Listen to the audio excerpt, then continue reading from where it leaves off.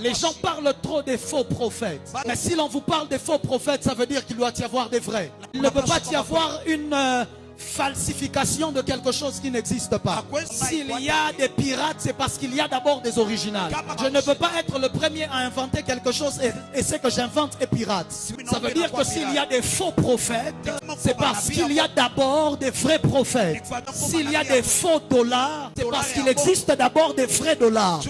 Parce que si tu inventes un faux dollar, une fausse monnaie, d'une monnaie qui n'existe pas, personne ne croira que c'est vrai. Parce que le faux n'existe que pour être la copie imparfaite du vrai. Voilà pourquoi la prochaine fois que l'on te dira que tel c'est un faux prophète, dis-leur s'il y a des faux, donc il y a aussi des vrais. Et j'ai une bonne nouvelle pour quelqu'un ce soir.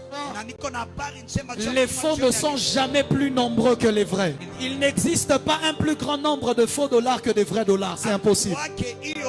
Les faux ne sont jamais plus nombreux que les vrais. À tel point que Élie pensait qu'il était resté le seul prophète en Israël en face de 400 prophètes de Baal et 400 prophètes d'Astarté. Il a dit à Dieu, mais Seigneur, je suis resté le seul.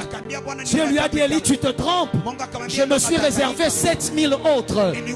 Là où eux, ils étaient 850, Dieu s'était réservé 7000 vrais prophètes. J'ai une bonne nouvelle pour quelqu'un ce soir.